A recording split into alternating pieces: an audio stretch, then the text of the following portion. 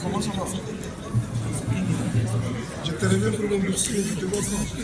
Madame le gouverneur m'a demandé si tout est finalisé dans le... Ah, ok. Comment ça va? Vous êtes maman.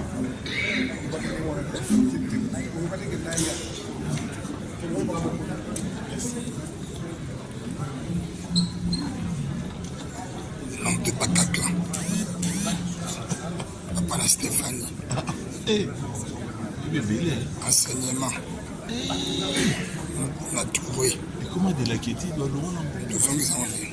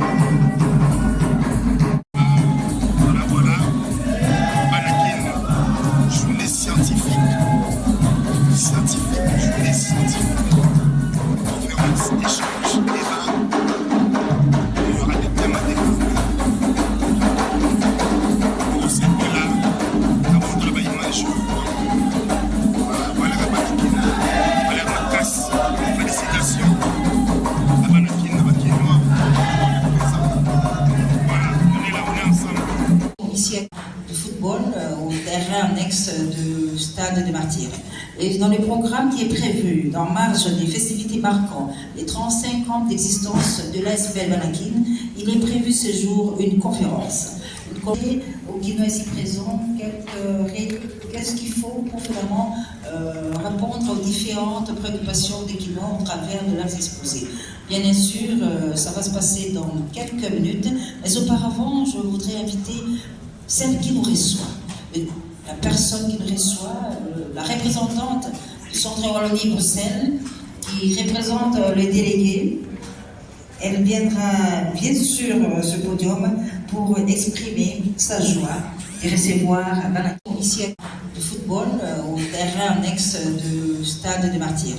Et dans le programme qui est prévu, dans marge des festivités marquant les 35 ans d'existence de l'ASBL Banakin, il est prévu ce jour une conférence. Au Guinois ici présent, qu'est-ce qu'il faut pour finalement répondre aux différentes préoccupations des Guinois au travers de leurs exposés. Bien sûr, ça va se passer dans quelques minutes, mais auparavant, je voudrais inviter celle qui nous reçoit, la personne qui nous reçoit, la représentante du Centre Wallonie-Bruxelles, qui représente les délégués. Elle viendra bien sûr ce podium pour exprimer sa joie et recevoir Mes partenaires, bonjour. Notre délégué général, M. David Tenon, qui est actuellement en déplacement à l'est de la République démocratique du Congo, m'a demandé de vous transmettre ses salutations et de vous souhaiter la bienvenue ici dans ce beau cadre du Centre Wallonie-Bruxelles. C'est avec un immense honneur pour nous de vous accueillir ici aujourd'hui dans ces cadres,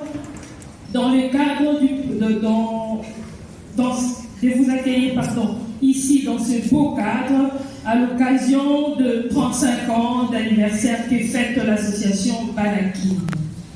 C'est également l'occasion pour Wallonie-Bruxelles de vous dire à quel point la République démocratique du Congo et Wallonie-Bruxelles maintiennent une coopération bilatérale forte et de longue date, fondée sur un accord de coopération signé en 2002. Cette coopération s'appuie sur des valeurs, le respect des droits humains, la promotion de la paix et le développement durable. À travers notre délégation générale basée en République démocratique du Congo, nous soutenons des initiatives dans des domaines cruciaux comme l'éducation, la formation, la culture. Nous agissons également dans les secteurs de la gouvernance, la décentralisation et l'économie, dans le but de répondre aux besoins des Congolais et avec des projets de formation, des projets de renforcement des capacités. Également un bureau de représentation à Lubumbashi qui existe depuis près de 10 ans. Cette relation entre les deux pays s'exprime entre autres par des événements culturels qui sont tournés vers l'avenir et qui visent à améliorer les vies des citoyens congolais tout en renforçant l'amitié. Distingués invités, permettez-moi d'user du privilège qui m'accorde l'instant présent. Premièrement, pour vous annoncer, vous présenter des excuses de son Excellence Monsieur le Président de la République. Les affaires l'excusent d'autant plus qu'elle est au bénéfice de nous tous ici. Au nom de son Excellence Monsieur Boulard Montemona, de l'honorable Mike Tibachika, permettez-moi de vous souhaiter la bienvenue à cette conférence marquant la deuxième journée de la semaine quinoise organisée dans le cadre du 35e anniversaire de l'association Banakin. Aujourd'hui, nous aborderons avec vous, dans cette conférence, des thèmes cruciaux de notre vie. Il s'agit notamment de l'entrepreneuriat des jeunes et la résilience, une résilience à la quinoise, que Madame Tissia Mukuna nous fera explorer en nous expliquant comment les jeunes peuvent surmonter les défis économiques. Le gouverneur nous échangera avec nous sur l'urbain et sa problématique de mobilité urbaine. L'entame, la bretelle sera jetée directement au ministre de la Pêche et des Élevages, qui nous fait ce qu'offre l'opportunité d'une formation professionnelle aux Guinoises et Guinois. Excellence, Monsieur le Président de Banakin, Excellence, Monsieur le Gouverneur de la ville, aujourd'hui pour nous, Banakin, c'est l'heure d'une nouvelle alliance avec notre ville, avec le Président de la République, le premier président quinois, et aussi envers notre propre engagement de lutter pour les intérêts de la ville de Kinshasa. Aujourd'hui plus que demain, les astres nous sont propices, car fort du courage que nous procure la fierté d'avoir pour la première fois un vrai fils de Kinshasa, donc un vrai Kinois. Nous nous engageons donc en cogitant et résolument à le soutenir sans condition pour qu'ensemble, derrière le président de la République et Félix Antoine Tshisekedi Tshilombo, nous apportions la part quinoise au développement de notre ville et de la République démocratique du Congo tout entière. On a gagné très récemment le trophée des meilleurs agriculteurs du monde à Paris, au Salon international de l'agriculture. Grâce à la quinoise, nous sommes revenus dans le top 10 des Africa Business Heroes, qui est donc un concours qui réunit 20 000. Et aujourd'hui, je vais vous parler de l'entrepreneuriat, mais surtout d'une résilience. C'est une petite histoire. Je suis présidente des jeunes entrepreneurs à la FEC, la Fédération des entreprises du Congo, et à ce titre, j'ai eu à accompagner plusieurs entrepreneurs. Je me souviens d'un jeune Quinois qui avait une idée formidable. Il avait le projet de faire des groupes électrogènes qui fonctionnent avec de l'huile végétale. C'est une idée qui peut clairement le propulser comme millionnaire. Alors il cherchait un financement, il avait son prototype. Et donc moi, en tant que présidente des jeunes entrepreneurs, j'ai mobilisé mon carnet d'adresses. On a réussi à avoir une enveloppe de 30 000 $. Vous savez ce qu'il a fait avec les 30 000 $? Première chose, il a acheté une Range Rover. Donc l'idée de son coûte cher. Et ça, c'est l'entrepreneuriat que j'appelle l'entrepreneuriat bling-bling. Aujourd'hui, on doit promouvoir un entrepreneuriat de vision, c'est-à-dire des entrepreneurs qui savent où ils veulent aller avec leur entreprise, qui ont un message à long terme sur les raisons de pourquoi leur entreprise existe et surtout qui ont des valeurs. Aujourd'hui, à Kinshasa, nous devons promouvoir ce long terme. Nous devons arrêter ce terme qui est on vit autour du jour. On ne vit pas autour du jour. On doit vivre maintenant avec des projets qui ont des horizons à 10, voire 20 ans. L'entrepreneuriat, c'est surtout une histoire qui nous dépasse. C'est-à-dire qu'on n'entreprend pas pour nous-mêmes, on entreprend pour les gens qui travaillent avec nous, qui se battent au quotidien, qui fondent une famille grâce à nos entreprises. Alors, si j'ai un message pour les jeunes, et je vois beaucoup de jeunes, des Banakines, ce serait de dire qu'il faut se battre, qu'il ne faut pas laisser tomber, et que même quand on a l'impression de se noyer, il faut savoir nager, pas que pour nous, mais pour les gens qui croient en nous. Aujourd'hui, je me tiens devant vous, mais pour moi, ça n'a pas non plus été facile. Je suis une jeune femme, je travaille dans un milieu d'hommes, qui est l'agro-industrie. Beaucoup de fois, on pensait qu'il y avait un mari derrière moi, mon père, un frère, un oncle, alors que j'étais là seule avec mes idées. Je dis ça, mais je fais aussi un clin d'œil à mon père qui est là. Mais j'étais quand même seule avec mes idées, mes stratégies. Et donc pour ça, il faut se battre.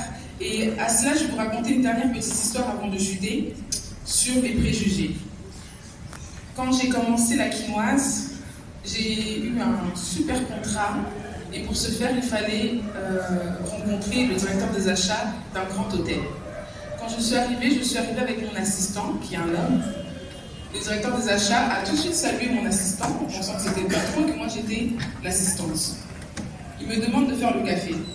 Ok, je fais le café. Il parlait de mon assistant vraiment comme si j'étais pas là. Très bien, pas grave. Je fais le café, puis je lui demande, monsieur, est-ce que vous avez apprécié le café? Il me regarde, oui, mademoiselle, j'ai bien aimé. Très bien, monsieur.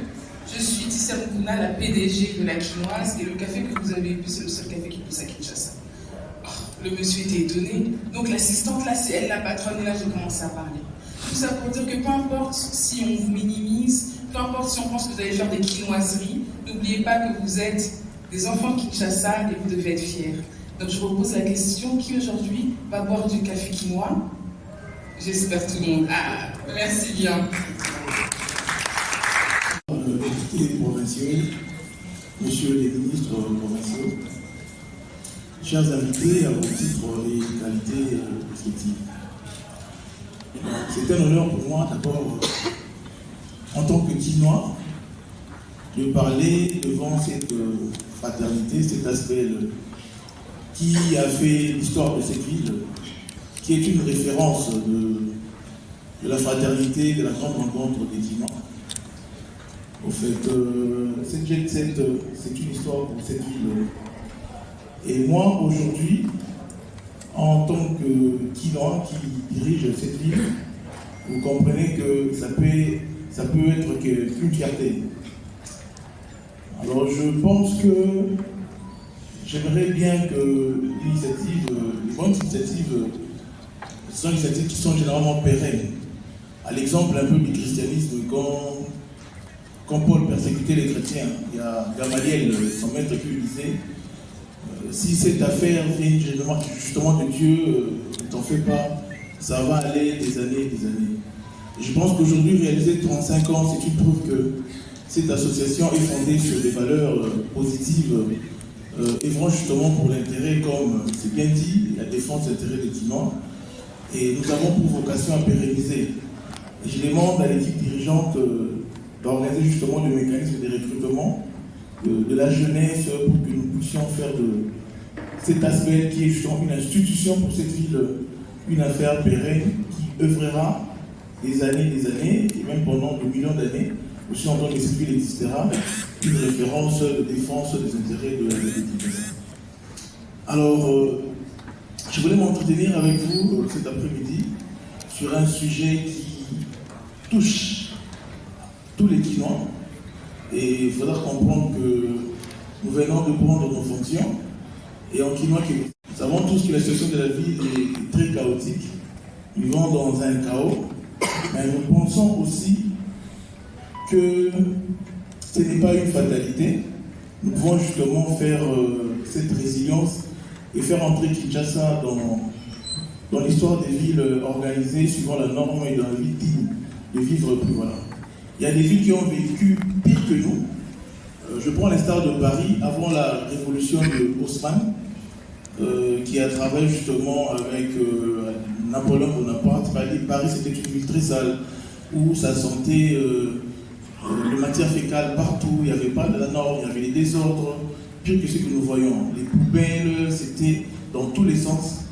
Mais justement, Haussmann, avec l'accompagnement de Napoléon Bonaparte, ils ont mis justement une révolution basée sur la norme pour bien organiser la ville de Paris, combattre tout ce qui était l'anarchie, et construire des zones non anélificantes. Et Paris aujourd'hui compte parmi les belles villes du monde qui fait la fierté de tout le monde quand il passe. Et je pense aussi qu'aujourd'hui, Kinshasa, nous avons cette chance.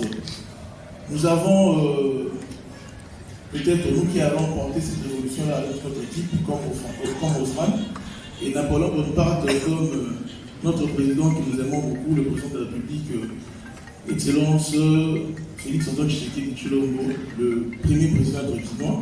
Nous avons 2 Quinois alignés pour que nous puissions transformer cette ville. Certes, il est vrai, comme je dis tantôt ici, ce n'est pas une fatalité et la détermination va faire la différence. Le président de la République aujourd'hui est très aligné pour le rayonnement de la ville de Kinshasa. Il suit à tout mouvement tout ce qu'il y a comme programmation et il a beaucoup de ses efforts pour que nous puissions justement faire cette résilience. La réalité, c'est qu'aujourd'hui, il y a seulement 30% de cette voirie qui sont en état de praticabilité, mais praticabilité aussi qui laisse à désirer. Raison pour laquelle, dans notre programme, nous intitulons justement Kinezo Bonga, nous sommes représentés sur la voirie pour améliorer justement cette mobilité. Alors, pour la voirie, présentement, parce que je veux quand même porter un message de foi, parce qu'ici, je pense que je parle aussi aux Quinois au travers de cette jet set réunie dans les Banaki. Alors, nous nous sommes vite mis en place une stratégie qui consistait à vouloir désengorger la ville en termes de embouteillages, et puis voilà. Vous comprenez que Kinshasa, c'est d'abord une ville qui fonctionne en mouvement pendulaire. Le matin, nous venons tous vers la ville et le soir, nous rentrons dans nos sites ou communes dortoirs. Alors, nous sommes dit il fallait mettre une stratégie pour faire la voirie rapidement autour de parallèles et perpendiculaires du 30 juin.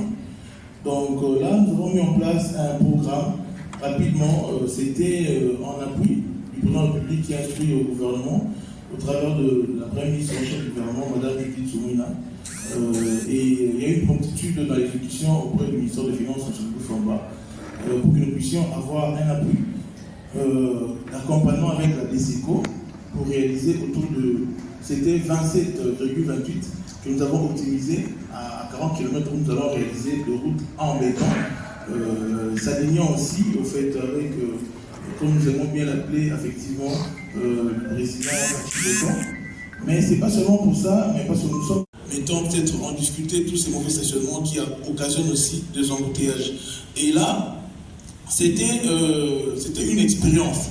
C'était une expérience que nous avons mis en place avec l'accompagnement du gouvernement par le truchement du FEDPEM Jean-Pierre Bemba.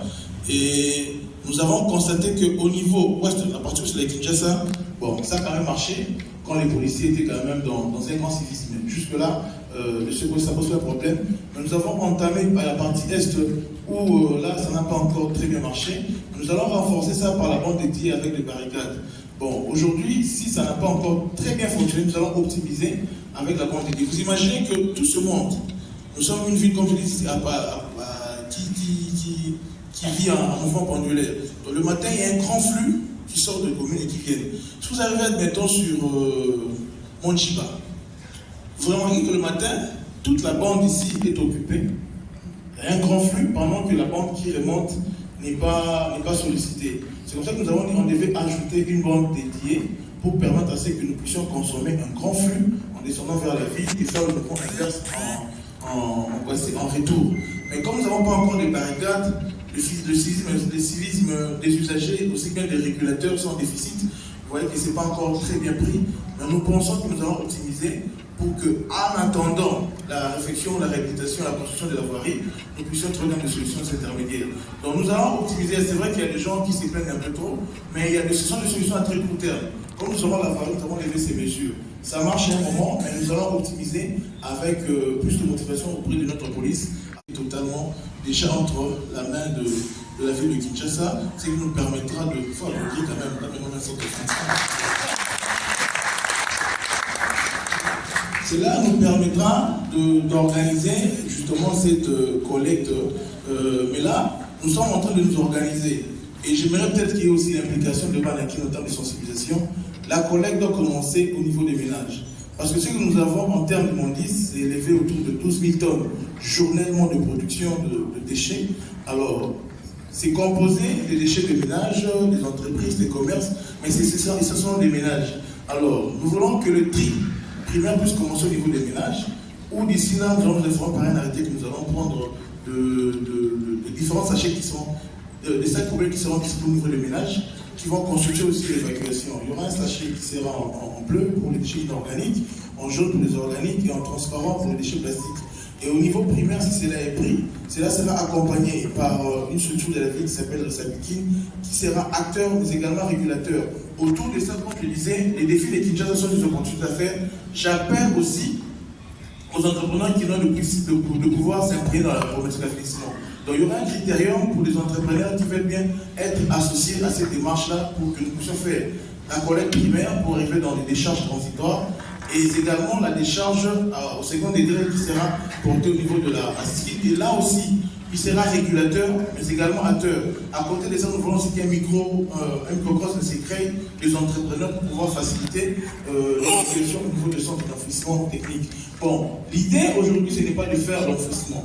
Et d'ailleurs, c'est un alignement aussi de la vision du président de la République qui va en que nous puissions passer justement dans cette vraie économie circulaire autour de la gestion des déchets.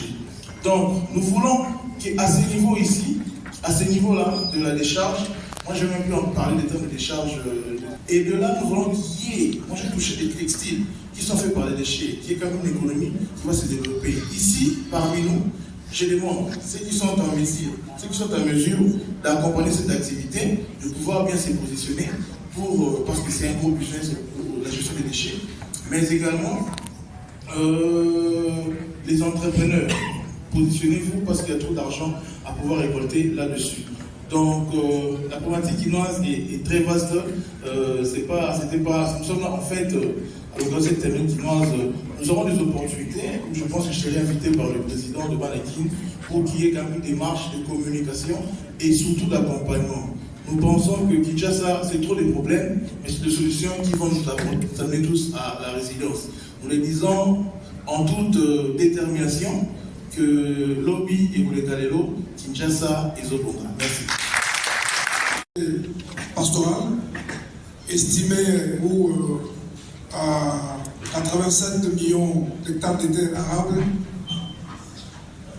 50 millions de têtes de bovins, 40 à 30 millions de volailles. La RDC, malgré cette potentialité, ne parvient pas à couvrir le besoin de sa population en général, et la population quinoise en particulier, les besoins en produits animaux.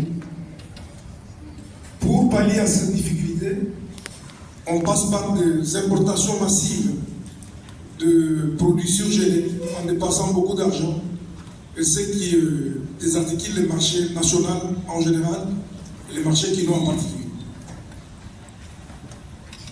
Pour trouver solution à ces problèmes qui est en train de... Parce que quand on importe, on dépense beaucoup d'argent, c'est-à-dire qu'on exporte nos richesses, on exporte nos emplois. Nous avons trouvé une parade pour éviter ces problèmes. C'est relancer une des filières de l'élevage. La filière à laquelle nous avons pensé, c'est la filière avicole, l'aviculture. Cette filière qui est, qu'on appelle cycle court, puisqu'elle présente beaucoup d'avantages, notamment la reproduction rapide. Ça règle le problème de la malnutrition, ça règle le problème des protéines, ça crée la richesse, ça crée des emplois, et ça permet à la population de se prendre en charge et d'acquérir l'autosuffisance alimentaire. Ça, c'est les avantages de cette filière. À côté de ces avantages, la filière connaît des difficultés. La première des difficultés, c'est l'absence de l'intervention de l'État. L'État n'intervient pas dans l'élevage, ce qui est une catastrophe. Vous voyez partout ailleurs, en France, vous ne pouvez pas devenir un plan de la République sans passer par les salons de l'agriculture. L'agriculture, l'élevage, ailleurs, sont subventionnés par l'État, ce qui n'est pas le cas chez nous. L'État n'intervient pas. La deuxième difficulté, c'est la prévalence des maladies aviaires. Les maladies aviaires qui déciment le volaille, le bête. Là encore, il faut une grande intervention de l'État parce qu'il faut vacciner pour mettre ces châtels à l'abri de ces maladies. D'autres difficultés, c'est le pillage. Vous êtes témoin de pillage de 91, 92 à Kinshasa, qui ont mis par terre d'Aïpani, qui fournissaient des poulets à la population quinoise. Malgré cette difficulté que nous venons de brosser, il y a des opportunités qui s'offrent à cette filière. La première opportunité, c'est la vision du chef de l'État. Cette vision qui met l'agriculture, l'élevage au centre du développement, en faisant de ces secteurs productifs dans la diversification économique porteur d'économie, de richesse plutôt et d'emploi. Donc, il m'a été demandé par mon aîné d'aborder la thématique des Quinois face aux opportunités de la formation professionnelle. Je peux d'emblée vous dire que pour un ancien ministre des Transports que j'étais, lorsqu'on m'a demandé d'aller à la formation professionnelle, c'était comme on dit un peu, voilà, vous connaissez l'expression. Mais quand je suis arrivé à la tête de ce ministère, j'ai compris que le développement de ce pays, en général, et particulièrement le changement dans la vie de Kinshasa, passe par le ministère de la formation professionnelle. Le gouverneur est là. Il sait que je change beaucoup depuis sur la question de l'assainissement de la ville. Et je ne cesse de travailler. Je suis en partenariat d'ailleurs avec la ville, juste pour démontrer comment la formation professionnelle peut être en mesure de changer la donne relative à l'assainissement de la ville et bien d'autres secteurs. La formation professionnelle, je vais l'aborder sous prisme basique et sous prisme évolutif. Quand je dis basique, vous serez d'accord avec moi. Dans notre pays, quand on parle de la formation professionnelle, pour les communs des mortels, ça veut dire tout simplement qu'il y a raccroché les études classiques, à récaler les études classiques carrément décalées de la société ou hors la loi de la société. C'est l'expressivité qu'on a de la formation professionnelle. Et non seulement on a cette idée seulement, mais on se limite à croire que c'est seulement le maçon, c'est seulement l'électricien, c'est seulement le menuisier, les cordonniers, les carrelets, et on s'arrête à ça. Et pourtant, comme j'aime à le dire, la formation professionnelle, c'est partout et c'est tout. Des considérations. Je m'en vais tout d'abord politicien vous donner la suite du déroulement de la semaine quinoise. Demain, vendredi 14 novembre 2024,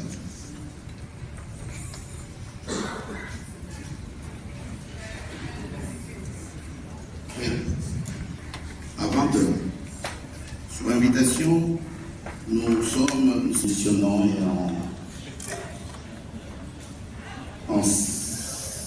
en échangeant autour de la musique de Yokalongo, la Casa de Canto de Redi Abissi, la team Wata d'héritier Watanabe. Dimanche 17 novembre 2024.